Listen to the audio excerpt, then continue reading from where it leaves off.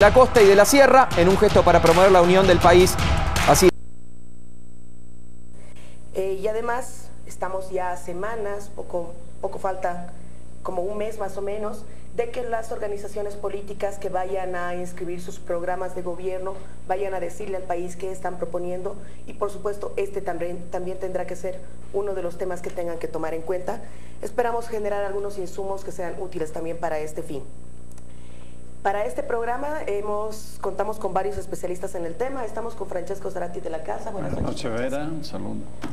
Estamos también con Juan Carlos Núñez, quien es parte de la Fundación Jubileo. Bienvenido. Gracias, Vera, un gusto. Está con nosotros Mauricio Medinaceli, economista, especialista en hidrocarburos. Buenas noches. Buenas noches. Y finalmente también está el especialista en el área económica, José Gabriel Espinosa. Bienvenido, Gabriel. Gracias, Vero. Bueno. Antes de comenzar, me parece importante hacer un apunte que no es menor.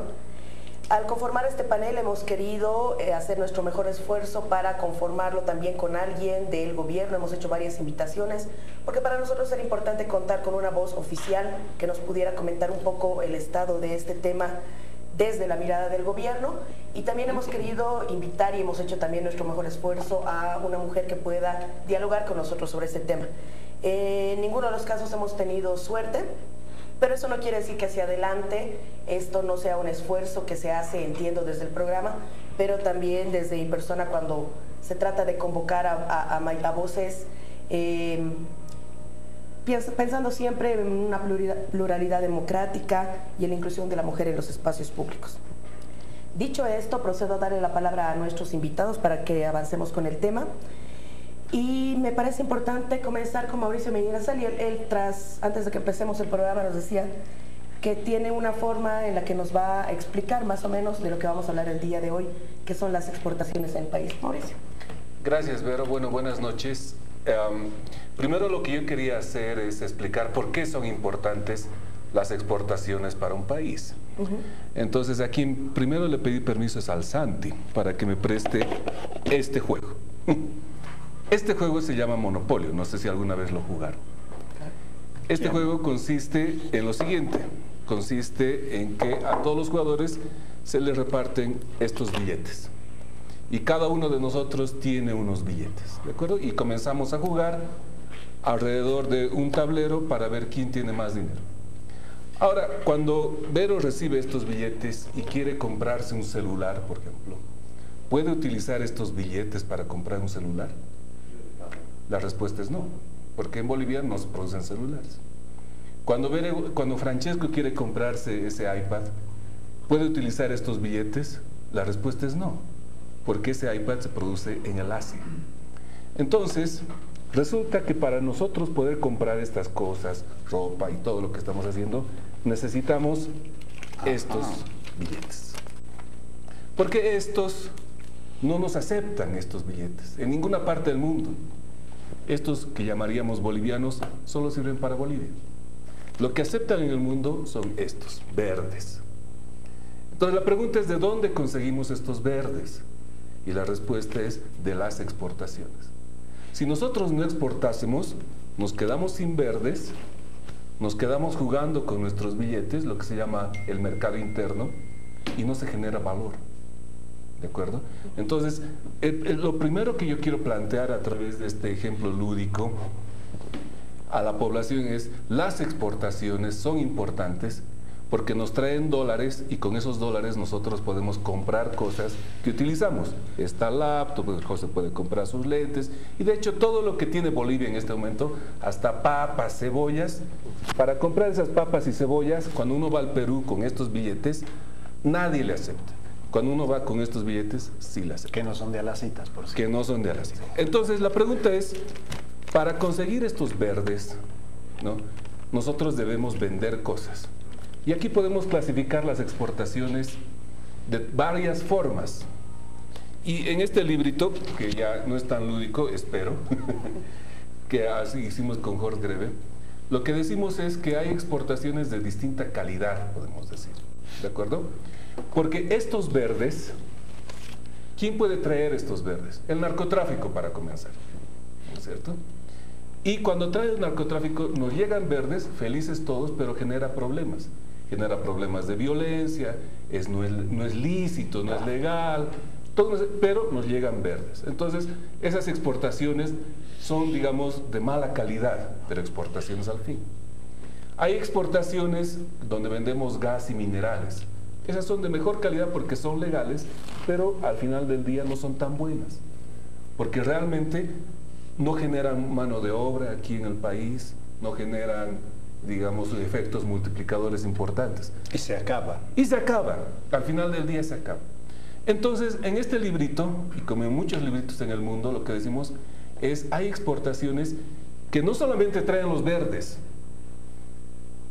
disminuyen la pobreza, generan mano de obra y potencialmente pueden ser amigables con el medio ambiente. Entonces, ¿cuáles son esos verdes, esas exportaciones que son buenas, digamos? Son el turismo, textiles, ¿no? Manufacturas, todas esas que tienen un efecto multiplicador. Entonces, sí, el solo hecho de hablar de subir las exportaciones, podemos subir las exportaciones del narcotráfico, digamos, y esas son chapis de mala calidad, digamos. Y si pensamos que es el mercado interno el que nos va a llevar adelante, estamos pensando que con estos billetitos, que nadie los acepta en el mundo, podemos salir adelante. Por eso las exportaciones son clave para desarrollar, digamos, la economía de un país. Y a través de este ejemplo lúdico, que la gente y ustedes aquí en Panamá me disculparán por utilizar un ejemplo así, pero siento que a veces llega más fácilmente a la gente este tipo de cosas. Entonces, la pregunta que nos lleva acá es, quizás no sé si son buenas o no las exportaciones, sino cómo traemos más verdes para que mi amiga Vero pueda comprar más celulares Samsung que dice que le gustan, y o BlackBerry en el futuro. Tal vez le puedo poner unos numeritos a este discurso pedagógico, ¿no? Bien claro, bien didáctico. En 2018, ¿sí? Bolivia ha exportado 9.000 millones. Esto es el número de nuestra exportación. Números redondos, ¿verdad? 4.000 millones minería, que entra en las medianas, porque tiene empleo, ¿verdad? Pero es lícito, es legal, pero no es renovable, ¿no? Se agota. Y además tiene varios problemas de medio ambiente. 4. 3 hidrocarburos. Los hidrocarburos tienen varios defectos. Se acaban, no son muy amigables con el medio ambiente, ¿verdad? Y sobre todo dan poco empleo. No tienen repercusiones fuertes, de ahí las ideas de industrializar los hidrocarburos, ¿verdad? Y los otros, todos los otros, que es el agro, el turismo, los no tradicionales, renovables, café, cacao, etcétera, hace 2. 4, 3, 2. Esto es la distribución. Una distribución que no es ideal, por lo que vemos, ¿verdad? Y estos 3 rubros son los que tenemos que considerar si vamos a poder mantenerlos, en qué limitaciones y qué perspectiva tiene cada uno de ellos para poder alimentar, ¿no?, la posibilidad de tener billetes para el otro rubro, las importaciones que nosotros necesitamos. Así es. José Gabriel. Hay una complementación más a tus cifras. 4, minería, 3 hidrocarburos, pero de esos 2 que llamamos no tradicionales, uno es soya, que al final del día es otro commodity más, y de hecho creo que es uno de los grandes problemas que estamos teniendo este año. El año pasado, entre enero y abril, el déficit comercial era de 230 millones de dólares, tú manejas las cifras mucho mejor que yo, Juan Carlos, pero básicamente porque el precio de la soya estaba mucho mejor que el de este año, ¿no? O sea, la gran parte de nuestro déficit comercial de este año se explica por la caída de las exportaciones de soya. Y juntando un poco los ejemplos, el de Mauri y el de Francesco, la cuestión es la siguiente, o sea, ¿por qué Bolivia se ha configurado en un país primario exportador? Esto ya es innegable. No solamente en los últimos 13 años, es la historia de Bolivia que venimos viviendo así. Básicamente porque estamos enfocados en materias primas, antes la minería, en algún momento el caucho, hoy día los hidrocarburos. El gobierno espera que hacia futuro el litio o la energía eléctrica. Y claro, pues es una historia de nunca acabar. La pregunta, creo que más allá del tema de, o sea, el qué vamos a exportar es una consecuencia de qué queremos vivir. ¿no? Me da la impresión que en los últimos 180 años de existencia en nuestro país hemos decidido que vamos a vivir del Estado. Y el Estado vive de las materias primas, ¿no? O sea, al final del día, cuando uno mira la economía política de la política comercial, se da cuenta que es básicamente lo que explicaba Mauricio. Nosotros vamos a exportar para comprar todo lo que necesitamos para vivir, ¿no? Ahora, ¿qué es más fácil exportar? Primero, los minerales. Cuando el gas estaba ya vendido, el tubo estaba puesto y demás, venga, vamos a exportar gas. El litio está ahí y es la gran demanda y no nos va a interesar mucho en qué nivel de desarrollo vayamos a exportar el litio, pero vamos a tratar de hacer eso. Entonces, al final del día, la pregunta no es para nada trivial, de qué vamos a vivir, tiene por detrás el hecho de qué queremos, de qué nos gusta vivir. Parece que el trabajo, estas materias primas y demás generan menor esfuerzo, implican menor esfuerzo que las manufacturas, las buenas exportaciones a las que tú hacías referencia, ¿no? Juan Carlos, perdón, quiero ahondar un poquito en lo que decía Gabriel. Te voy a dar ahora la palabra. Se habla, lo que ha propuesto Gabriel es algo que siempre está sobre la mesa, el tema de la diversificación de nuestra matriz productiva.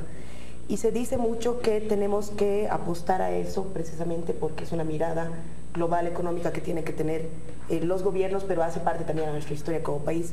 ¿Cuán urgente, pero también cuán factible en términos de tiempo y de recursos es apostar por una modificación de la matriz productiva del país? A ver, yo creo que hoy día salió una nota interesante del Ministerio de Hacienda con bombos y platillos diciendo que el sector manufacturero elevó en porcentajes importantes. Y cuando uno empieza a mirar, porque ese es un tema que quienes nos están viendo debemos preguntarnos por qué, cuál es el origen de este sector.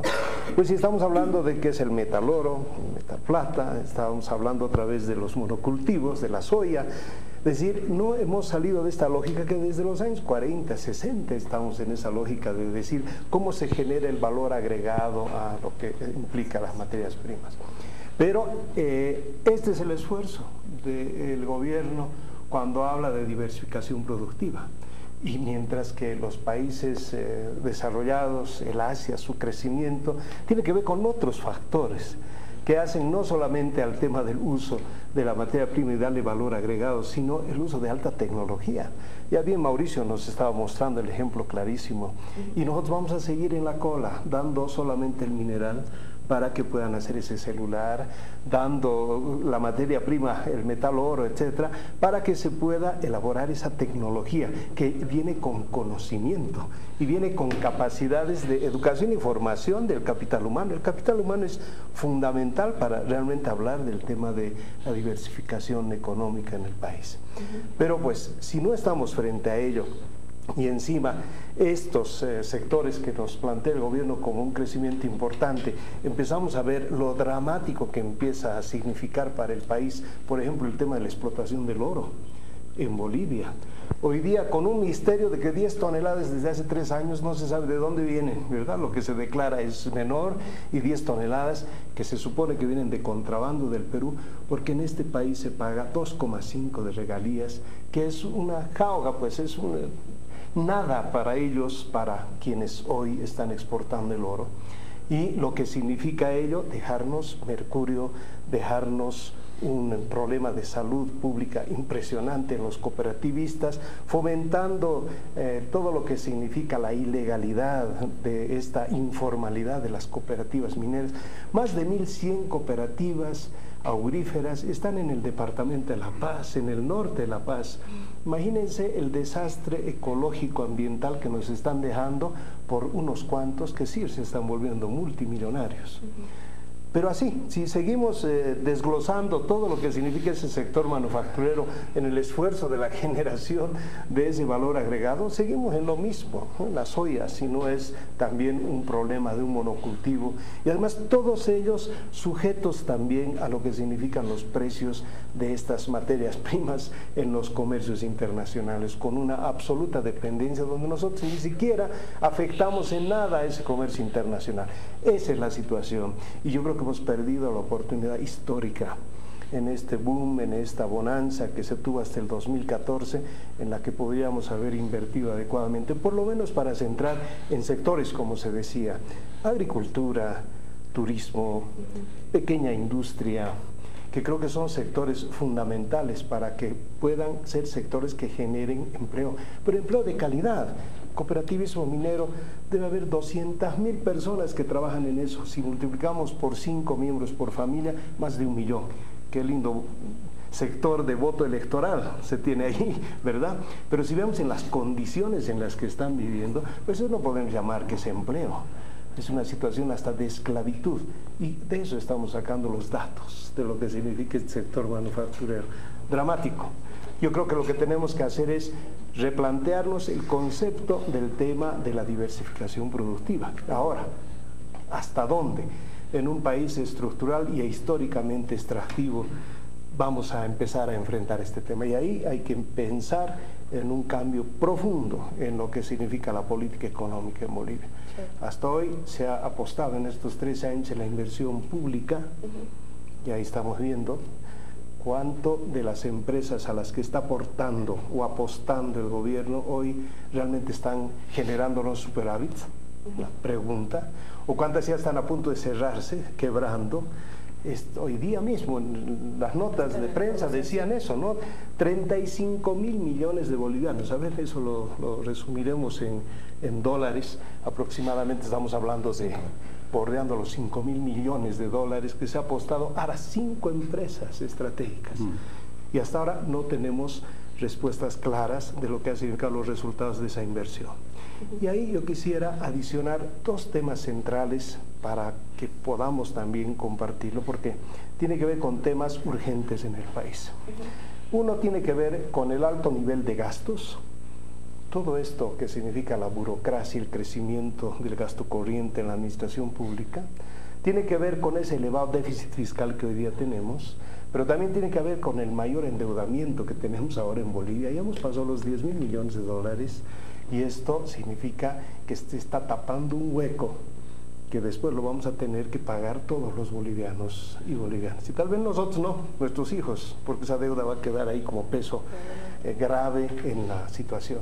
El déficit comercial, lo que significa el tipo cambiario fijo y lo que implica el uso de esas reservas internacionales que hoy día cada vez están echadas a menos y pues eso nos puede llevar a una situación crítica. 2 elementos fundamentales que más allá de decir a dónde vamos, creo que primero tenemos que solucionar estos temas urgentes, porque si no los solucionamos, nos vamos al abismo. Ahora, yo entiendo que obviamente a reserva de que se ponga sobre la mesa de debate o se tome una vuelta y se haga una remesón realmente en la política económica del país y se apueste por dar los primeros pasos para un cambio de matriz productiva, obviamente no va a ser de un día al otro y tendremos que seguir dependiendo de sectores como el hidrocarburífero y el minero. Francesco, tú sabes mucho de temas hidrocarburíferos, tus preocupaciones siempre están por ahí. ¿Qué nos espera en ello? Recibe un nombre que es transición, evidentemente. No se puede cambiar de la noche a la mañana un modelo. Tiene razón Juan Carlos, tenemos problemas urgentes. Hemos hablado de las exportaciones. Si hablamos de las importaciones, el problema es que cuando los billetes que recibimos por vender afuera son menos de los billetes que necesitamos para comprar de afuera, tenemos un déficit de la balanza comercial. Esto se llama, bueno, son 4 años consecutivos, ¿verdad, Gabriel?, que estamos con déficit en la balanza comercial, aproximadamente de 1.000 millones en 2017, 1.000 millones en 2018. Es como alguien en una familia que gasta más de lo que gana. Entonces, ¿qué hace en este caso? O va a sacar de sus ahorritos bajo el colchón, eso se llama las reservas internacionales, o se endeuda con organismos internacionales, con banco, con la China, y lo que hemos visto. Entonces, un primer problema que tenemos, ¿cuál es la perspectiva de nuestras exportaciones? Si seguimos así con este modelo, no hay nada a la vista que nos permite equilibrar esta balanza de pago. Vamos a seguir importando más. Uno de los rubros más fuertes, ya que han nombrado hidrocarburos, es la importación de combustibles. ¿Por qué? Porque desde el momento que baja la producción y aumenta el parque automotor con los famosos autochutos, que se está hablando ya de una nueva nacionalización. La palabra nacionalización sirve para todo, ¿no? Para incorporar incorporar al parque automotor a autos que no son legales. Bueno, en ese caso tú necesitas gastar más gasolina. Si el agro quieres expandir, necesitas más diésel. Y como no lo producimos en esas cantidades, tenemos que importar. Para eso necesitamos tus billetes, más bien, ponlos sobre la mesa. Y yo quiero y ya no los tenemos. Entonces, yo sugiero, ahora, quién sabe, Mauricio, podemos aprovechar que está acá, por rubro. ¿No? En esta transición, ¿cuáles son los rubros que pueden subir, pueden bajar, pueden reemplazar? ¿En qué medida? Es decir, seamos un poco concretos, porque es muy fácil hablar no al extractivismo, modelos alternativos, pero después vienen los del agro, podemos producir más, pero denos la posibilidad de usar organismos genéticamente modificados. O cómprenos el azúcar que no podemos vender, o el alcohol que no podemos vender afuera, o la soya que no podemos ya vender a la cana, ¿verdad? A los países de la comunidad andina, hagan diésel y denos mayor territorio para poder cultivar. Estos son los problemas reales que cualquiera que sea el gobierno en el 2020 tiene que enfrentar urgentemente. Mi sugerencia es que veamos por sector rápidamente qué perspectiva tenemos. Bien, y lo que yo quería es una cosa lúdica más. Si nosotros exportamos, ¿por qué este afán de exportar manufacturas y servicios? Porque cuando exportamos gas natural, estas exportaciones, estos dólares, llegan a una sola persona, digamos YPFB, que es el José. Exactamente. Punto. Y YPFB es el que tiene todos los dólares, digamos, gran parte de los dólares, y él ve quién hace. Cuando se exportan manufacturas, textiles, servicios, turismo, estos 100 dólares llegan al Francesco, llegan al Avero, llegan al José, al Juan Carlos, a usted que nos está viendo, a todos. Ya, pero entonces, los que nos ven nos pueden decir el IDH, la regalía, llegan también. Llegan de otra manera. La regalía llega en tanto usted esté con el gobierno. Caso contrario, no, como le ha pasado a las gobernaciones y municipios, y eso lo podemos discutir después. Lo que yo quiero plantear ahora es que cuando uno dice exportar manufacturas, textiles, servicios, turismo, lo que quiere es que estos dólares no lleguen al boliviano a través de una gran empresa del Estado. Quiere que llegue directo al boliviano, directo a la señora que administra su empresa de turismo en Uyuni, básicamente, o a la señora del Seibo que exporta sus chocolates. Entonces la diversificación hace que estos dólares que tanto necesitamos lleguen a cada una de las gentes que al que trabaja más le llegan más dólares, ¿no es cierto? Entonces es por esto el afán desde un punto de vista económico de diversificar, porque si llega solo a una persona, digamos el José, que es el malo, los cuatro quedamos pobres.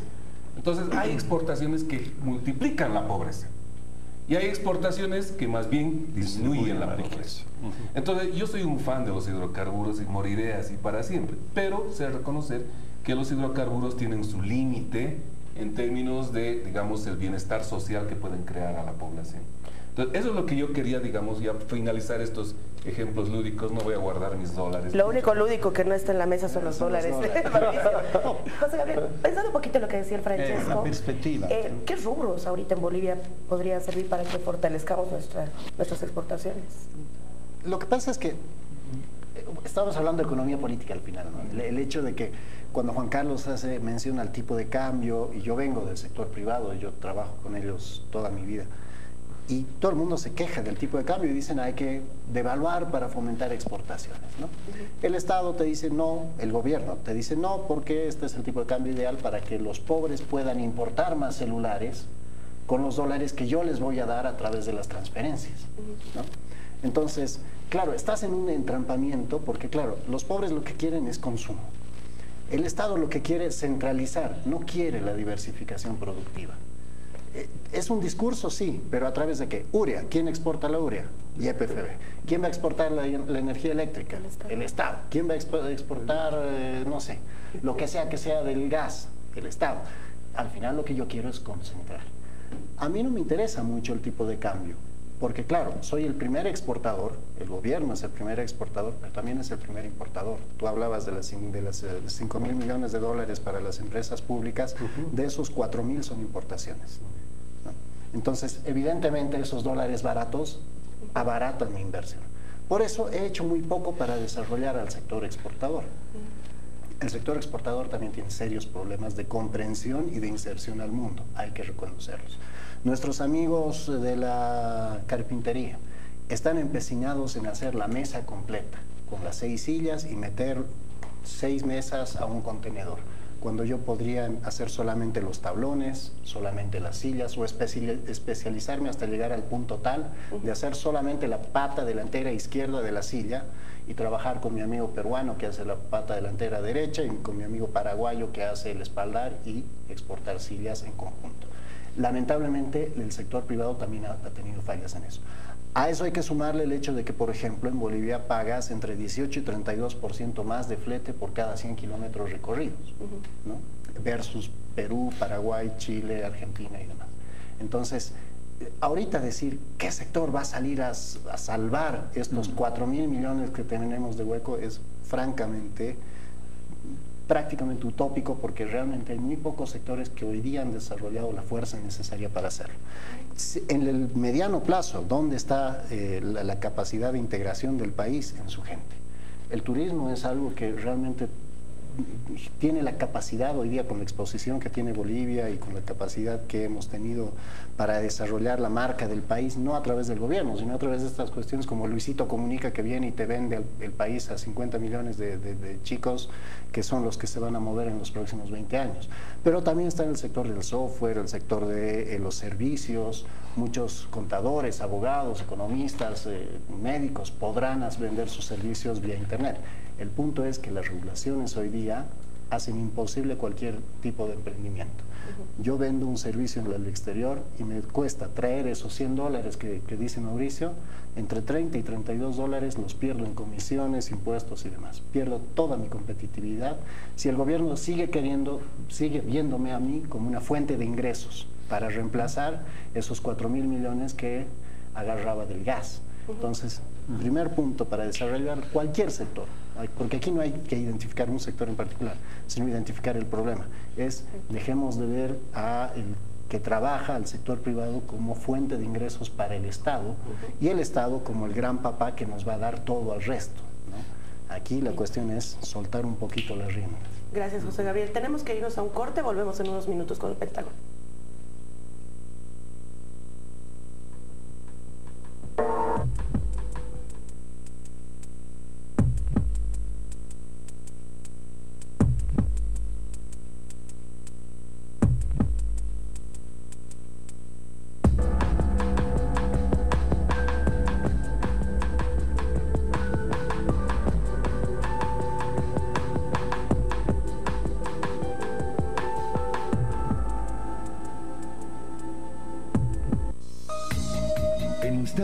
Vuelve la programación de TVU.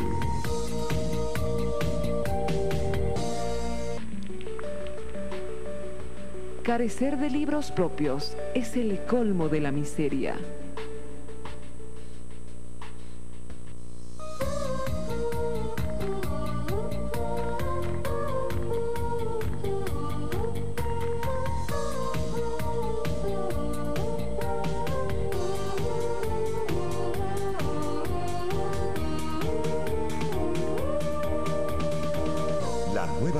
Universitaria. ¿Quieres ahorrar un mes de tu servicio de TV HD? Con Access puedes. Paga 6 meses adelantados y obtén 7 de servicio. Solo con nuestros nuevos planes permanentes, 6+1 de TV HD. Paga 6 meses de tu plan de TV HD y el séptimo no lo pagas. Paga 6 meses y el séptimo no, y así para siempre. Access es top en HD, con 74 señales en la más alta definición. Suscríbete ya. Access, otro level. Fiscalizada por la ATT. Televisión Universitaria organiza la 4ª versión de la Prueba de Orientación Vocacional 2019. Dirigido a estudiantes de sexto de secundaria, quienes podrán registrarse al WhatsApp 732-61703. La inscripción es gratuita y el evento se llevará adelante el viernes 28 de junio a partir de las 7 de la mañana en el Paraninfo de la Universidad Mayor de San Andrés, Avenida Villazón, número 1995, planta baja del Monobloc Central. Avanzamos en interculturalidad. Avanzamos en igualdad de oportunidades. Avanzamos en respeto.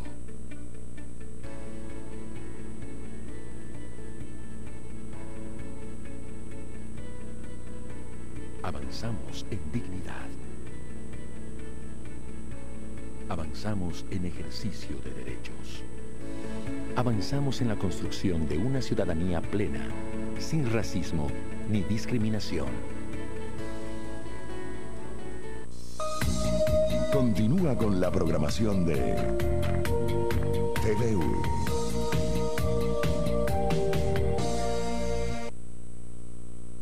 Volvemos con el Pentágono, estamos hablando de exportaciones. Nos habíamos quedado en la pausa conversando acá para ver cómo es que podemos focalizar un poco el tema de las exportaciones y, a pesar de la mirada grande de cómo está el escenario, tratar de dilucidar de alguna manera qué rubros pueden permitirnos hacer la transición que Francesco había mencionado y comenzar a dar los primeros pasos para algo en lo que estamos de acuerdo, ¿no? Que es diversificar la matriz productiva. Juan Carlos. Es interesante que empecemos a ver a Bolivia también dentro del mundo globalizado, ¿no? Porque más allá de la mirada extractiva que pueda haber o rentista de quienes hoy están en el gobierno, también hay iniciativas interesantes que se han ido dando en este último tiempo. Por ejemplo, esta experiencia de HalaSoft, ¿no? En Cochabamba. Toda una iniciativa de informática. Yo no sé por qué eligieron Cochabamba, ¿no? Porque se supone que en este momento es La Paz, Santa Cruz, las grandes concentraciones. No, esa debe ser la razón. Pero es una iniciativa de informática que está prestando servicios en la región y que finalmente es una iniciativa privada. La gran pregunta es ahora, ¿qué condiciones le va a dar el gobierno para que realmente esta iniciativa privada pueda seguir hacia adelante, ¿no? Pero hay cosas de este tipo. O, por ejemplo, en Potosí, que seguimos peleándola por el tema de la plata. Nuestro pobre Cerro Rico ya se va a caer, está peor que un queso suizo. Pero, ¿por qué no generarle a eso el trabajo de la artesanía? Miren, en México hay artesanos de plata, y que solamente le pongas a esa joya labrada, trabajada artesanalmente, que viene de Potosí, pues se puede tener un mercado impresionante. O la quinoa, ¿no? Cuando lo nombraron a Evo Morales el embajador de la quinoa, no era para que pongas el título en su pared y decir, ahora soy el embajador de la quinoa, era para promover los mercados, justamente. Este es el fracaso. Entonces, yo creo que podemos ir descubriendo una u otra pequeña iniciativa que se pueda ir dando, pero aquí es fundamental el tema del rol del Estado. Y cuando seguimos en esta mirada de apuesta por la inversión pública, una apuesta en la que lo están prácticamente estrangulando al sector privado, ni siquiera le otorgan la seguridad jurídica para ello, y están con tantos compromisos sociales, pagos de bonos, rentas, ahora tienen que pagar el servicio de deuda, tienen que pagar un sinfín de cosas, entonces no tienen, yo creo, la mirada que estamos queriendo hablar acá. Y por ello la necesidad de que estamos entrando en un proceso electoral de un sinceramiento la economía. Ojalá de esto podamos debatir en el país, porque este tipo de iniciativas, que es cierto, tardarán tiempo, ya no es momento de arrepentirse de lo que ha pasado, pero veremos que ojalá hacia adelante podamos, a partir de acuerdos nacionales, emprender este tipo de iniciativas que decíamos, que hay muchas. En Tarija había iniciativas muy interesantes de producción de porcinos. ¿Qué ha hecho la gobernación? Como vio que esa iniciativa era exitosa, a todos los vecinos les dieron chanchos para que puedan producir. Mataron a los pequeños productores que habían trabajado años en este sector. O sea, esa no es la lógica. Es cómo logras darle condiciones a esa iniciativa privada importante, pero hoy por hoy con alto conocimiento también y con alta capacidad de tecnología, porque si no, no vas a acabar de ser competitivo. El tema del litio, alguien decía, no sé si la fábrica de litio es como poner, decían, una fábrica del siglo XXI en un país del siglo XIX, ¿no? ¿Bajo qué condiciones? ¿Cómo se da? Tendremos que ir recreando cosas para plantear el desarrollo en el país que yo creo que es el gran reto que tenemos hacia adelante. Pues yo veo que fundamentalmente si no hay un sinceramiento de la economía, si no hay una apertura del Estado con adecuadas condiciones a la inversión privada, y no estoy hablando de la inversión a la inversión extranjera, sino darle condiciones a iniciativas que hay en el país de bolivianos y bolivianas, como esta experiencia de Cochabamba, con las que se puedan surgir, cómo no darles los mejores incentivos posibles. Cuando vemos los datos, para esos sectores que son generadores de empleo, en cuanto a inversión, no les dan más del 8,3% del presupuesto. Estas son las grandes contradicciones, ¿no?, que tenemos. Sí, pero ahí también hay que cambiar un poco la lógica de diversificar, qué es productivo y qué es diversificar. Hace un tiempo discutíamos con unos amigos, por ejemplo, en el Chapare, ¿no? El gran sector hoy día es alimentos. ¿A dónde puede apuntar Bolivia? Si quieres una respuesta rápida, es alimentos. Carne, porcinos, avicultura y todos los demás alimentos, frutas, verduras y más. El punto es que, por ejemplo, cuando uno habla de industrializar los alimentos, está pensando en torta de soya, en aceites o en enlatados, ¿no? O sea, el Chapare lo han llenado de enlatadoras, no solamente el sector público. Palmito, también el sector privado. Cuando el mundo hoy día, la tecnología, el uso de la tecnología, está enfocado no a enlatar, el enlatado es de la posguerra, es de la Segunda Guerra Mundial. Hoy día cualquier país tercermundista te va a enlatar cualquier cosa.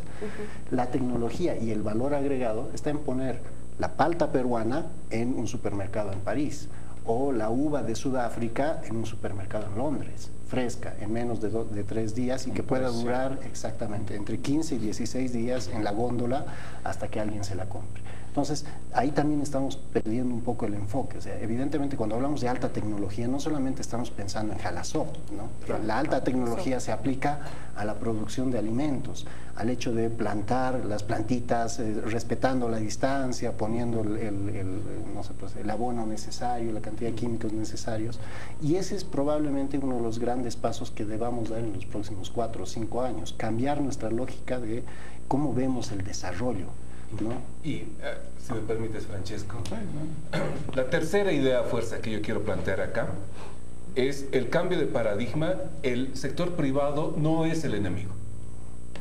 Y lo repito, el sector privado no es el enemigo, es el socio del Estado. ¿De acuerdo? Hasta el momento, toda la política pública ha estado dirigida a potenciar el Estado. Y el sector privado, tanto el extranjero como el nacional, está, digamos, se le están viendo las hilachas por todas partes. ¿Por qué? Porque se ha dado mucho énfasis al Estado. Es hora de balancear esta ecuación. No quiero decir desaparecer el Estado. YPFB tiene que seguir. Plantear una política de privatizar YPFB es una utopía que no se va a dar nunca. YPFB sigue. Entonces, el gran paradigma que debemos cambiar todos nosotros como forma de pensar es: el sector privado es socio, no es enemigo. Para comenzar. En la parte de hidrocarburos, que digamos es lo que me están pidiendo en las redes, ¿qué políticas puntuales se necesitan? Primero, el sector de hidrocarburos nos va a dar de comer en los próximos 5 o 10 años, eso no cabe duda. Hicimos un estudio en Potosí hace unos años, y si queremos reemplazar el impuesto a los hidrocarburos en Potosí con un impuesto al ingreso a los potosinos, el impuesto al ingreso a los potosinos debería ser del 100%. Es decir, para la gente que me está viendo, si Potosí quiere dejar de vivir de los hidrocarburos, del impuesto a los hidrocarburos, debería poner un impuesto al ingreso a las personas del 100%. Perdón, es un departamento no productor de hidrocarburos. Claro, imagino que Tarija ya tienen que... Entonces, pensar que la dependencia de hidrocarburos cambie de un día al otro es utópico. Entonces, en el sector de hidrocarburos, ¿qué tenemos que hacer? Con la receta que me pidió Francesco, que él ya sabe, pero lo vamos a repetir hasta el día que se implemente. 1, quitar subsidios. Va a comenzar. Quitar subsidios al gas, quitar subsidios a la gasolina, qué sé yo. Hay unos mecanismos para que ayude a los pobres. 2, asegurar mercados. 3, certificar reservas. 4, poner más eficiente a YPFB. Y 5, abrir más mercados, digamos, del gas. Y la utopía suprema que yo tengo es que YPFB explore y explote gas en Asia, en el Caribe, en la China, en el África. Es decir, el futuro, señores, en YPF del sector de hidrocarburos en Bolivia, no está ni en Bolivia, las reservas del gas de los bolivianos no están en Bolivia. Están en el África, están en el Asia, están en Centroamérica. Y los mercados del gas de los bolivianos no están en Brasil y Argentina, porque ellos tienen gas. Los mercados del gas están en Europa, Estados Unidos y Asia. Entonces el desafío es hacer a YPFB una transnacional, ¿de acuerdo? Para que pueda actuar como una empresa privada en el futuro. Y para dar ese paso monumental hay que dar un primer paso. El sector privado no es enemigo. Yo estoy en desacuerdo con Mauricio, pero quisiera ser un poco más concreto. Yo veo que el panorama del principal rubro que nos da ingresos, ¿verdad? Que nos da impuestos, porque es verdad que la minería nos da $4 de los 9 que nos entran, pero estos $4 al Estado le llega medio dólar o $1. Hidrocarburos nos llega al 60%, ¿no? Más o menos. Entonces, de los $3, 1,80 son de libre disponibilidad, porque lo demás son los costos recuperables, todo lo demás. Este sector, entonces, que hace vivir el aparato del Estado y que a través de las regalías llega a los departamentos para desarrollo, obra, etcétera, ¿qué perspectiva tiene? Esa es lo que debemos preguntar antes de pensar cómo lo vamos a reemplazar si yacimientos lo hacemos reingeniería. El panorama es de un color que no refleja la luz, si no me acusan de racismo, ¿no? Que no refleja la luz. ¿Por qué? Porque ha habido un cambio de época total en el mercado del gas. Ya sabemos que hoy en día el contrato con Brasil, y Yacimiento lo sabe muy bien, tiene que ir a negociar con varios proveedores, distribuidores del Brasil, y ya no con uno solo, que es Petrobras, donde los presidentes hablaban entre sí, ayúdame que aquí, que allá, entraban consideraciones geopolíticas, que no podemos tener un Estado pobre al lado, le pagaremos más. No, los precios ya son precios de mercado, son precios que no se definen en un contrato, sino se definen por la oferta y la demanda de otras fuentes de gas. Brasil tiene sus propias fuentes, tienes que competir con eso. Esos precios de 10, 11 dólares que tuvimos en el año 2013-2014 pertenecen a una época épica, digamos, ¿no? Que no se va a repetir, es mitología esa. Entonces vamos a tener menores precios, vamos a tener contratos más difíciles, que compromete un poco, y ahí viene tu idea que me parece excelente, ¿qué capacidad tiene Yacimientos de ir a negociar con privados? Yo tengo mucha más confianza en privados, ¿no?, que negocien con privados. No creo que sea una muy buena idea ir a negociar. Si me permites, Francesco, voy a lanzar una idea. En el Estado, en este momento del gobierno, hay gente profesional muy buena. Yo los conozco, jóvenes sobre todo, excelentes profesionales, ideas de vanguardia, ideas de libre mercado, ideas de sin subsidio. ¿Qué pasa con estos chicos que trabajan en el Estado, y chicas, perdón, que trabajan en el Estado y son muy buenos? Que cuando llegan a plantear la política, inmediatamente el poder político partidario los anula. Entonces, la primera, unos primeros pasos en el sector de hidrocarburos es la inmediata despolitización del sector. Profesionalizar, institucionalizar. Que tanto el gobierno, el oficialismo como la oposición dejen al sector hidrocarburos en paz.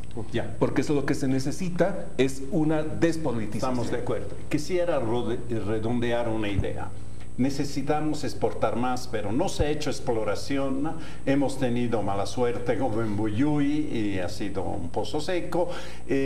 Ha bajado la producción porque los campos se van agotando. Sabemos que son recursos no renovables. Entonces estamos situados mal. Inclusive para hacer contratos te piden cuántos son tus reservas y hay que certificarla bien, ¿no?, como han hecho la última vez.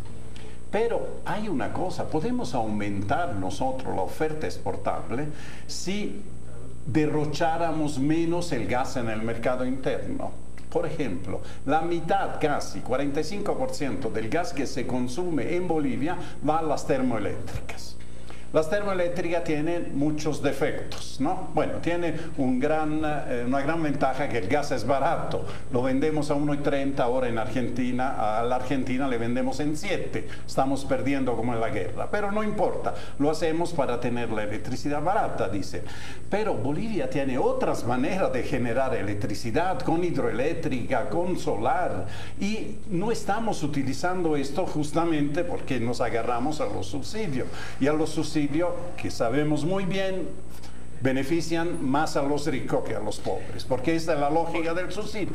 Entonces, ¿por qué este gas paulatinamente, gradualmente, empezamos a retirarlos de las termoeléctricas, la reemplazamos con hidroeléctrica, con fotovoltaico, y este gas aumentamos la posibilidad de poder agarrar mercados? Porque si uno tiene mercado, tiene también empresas que vienen a explorar porque hay un mercado que atender.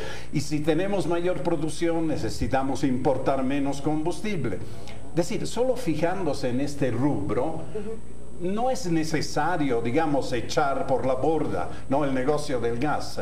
Podemos transformarlo, por eso se habla de transición. A ir hacia una transición donde todos se benefician y Bolivia se encamina en un modelo más diversificado. Te voy a dar la palabra, pero quiero que nos ayudes a profundizar en algo. Se ha hablado mucho del rol del Estado y cómo tendría que enfocar el gobierno la política hidrocarburífera. Y yo quiero preguntarte, ¿dónde crees tú que quedarse? Ha mencionado Mauricio, ha mencionado Francesco el tema de los mercados. Quiero preguntarte, ¿dónde puedes colocar tú los esfuerzos que están en la agenda noticiosa que hace el gobierno? Por ejemplo, el tema del gabinete binacional que han tenido con Paraguay, el gabinete binacional que va a iniciar mañana con Perú. Es decir, por lo menos da la sensación a la ciudadanía de que se están buscando generar nuevos mercados, se habla del corredor bioceánico, etcétera. ¿Dónde se ubican esos esfuerzos de búsqueda de mercados? Bueno, a ver, primero que no vamos a comparar, no tiene ni punto de comparación con lo que ha significado el supercontrato con el Brasil. Entonces, lo que tenemos son pocos recursos de ingresos.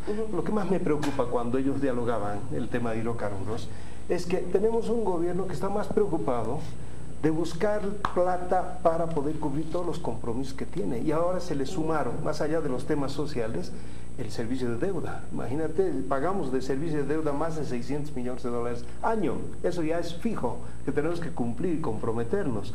Pagamos por la subvención de los hidrocarburos, creo que los últimos 10 años han sido más de 36 mil millones de bolivianos, ¿no?, que hemos pagado en eso.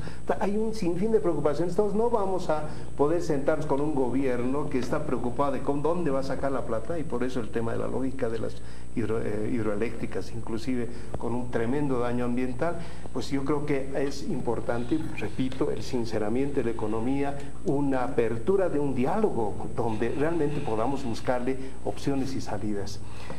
Volviendo otra vez a la parte inicial que decíamos, ¿cómo le damos las condiciones? Sí, el sector privado.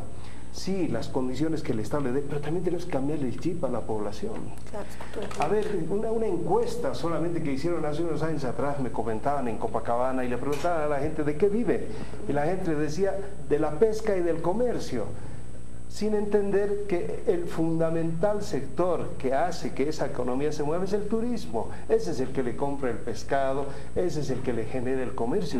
Pero la gente no tiene la concepción, y con razón, pues en una población como en Copacabana no tienen los servicios adecuados, te tratan mal cuando vas a servirte algo. Es decir, hay que cambiar la mentalidad de la gente. ¿Y esa cultura económica dónde se aprende? No, es educación, es fundamentalmente educación. Y yo creo que ese es un tema también de generaciones. El año 2000, yo me acuerdo en el jubileo del año 2000, vino un señor, un ingeniero, a plantearnos una propuesta para el Oriente. Qué interesante, miren. Decía él, para el Beni, que es una zona donde se inundan los caminos 6 meses y 6 meses están secos, imposible con caminos, sino helicópteros. Helicópteros, uno se ponía a pensar y nos hacía el análisis de costo. Y cómo sacar toda la producción del Beni por helicópteros hasta Caranavi, que era el centro de acopio, y de ahí a subir por las vías terrestres. Pero ¿eso qué implicaba? Que ese ganado no lo sacabas pues vivo. Tenías que poner los mataderos en las zonas para sacar la carne procesada en helicóptero.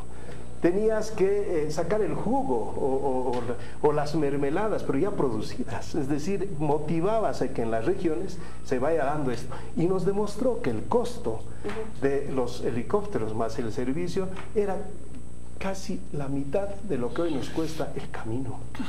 Y además un camino que tú lo tienes 6 meses de uso, los otros 6 meses está inundado y te pierdes 2 meses reparándolo por las inundaciones. Es decir, tenemos que cambiar la lógica para mirar el desarrollo de otra manera. Y este es un debate muy grande. Claro. Pero primero mostremos voluntades políticas. De acuerdo con Mauricio, hay que institucionalizar los sectores estratégicos del país. Hemos vivido de interinatos estos 13 años en los sectores claves. En el momento de la bonanza, qué interesante hubiera sido este debate que estaba desarrollando Francesco y Mauricio sobre el tema. Aquí deberíamos invertir, así deberíamos incursionar en los mercados. Ahora que estamos en la época de las vacas flacas, tenemos que ver cómo solucionar los problemas y con el peso de esa deuda, con el peso de ese déficit que tenemos al frente. José Gabriel, estamos ya en la recta final, no has hablado en esta vuelta. ¿Quieres complementar algo? Sí, a ver, para cerrar, insisto, alimentos y servicios probablemente sean el camino hacia futuro.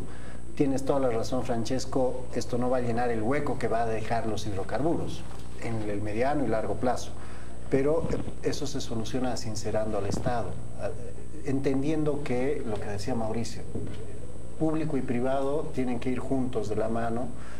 La locomotora jalada solo por el Estado, hemos probado estos últimos 13 años que no funciona y se le ha acabado el carbón, el agua, el gas. Y está ahí complicada, ¿no? Entonces, probablemente en este momento de transición que tú dices, coincido plenamente, no es solamente identificar sectores, están ahí.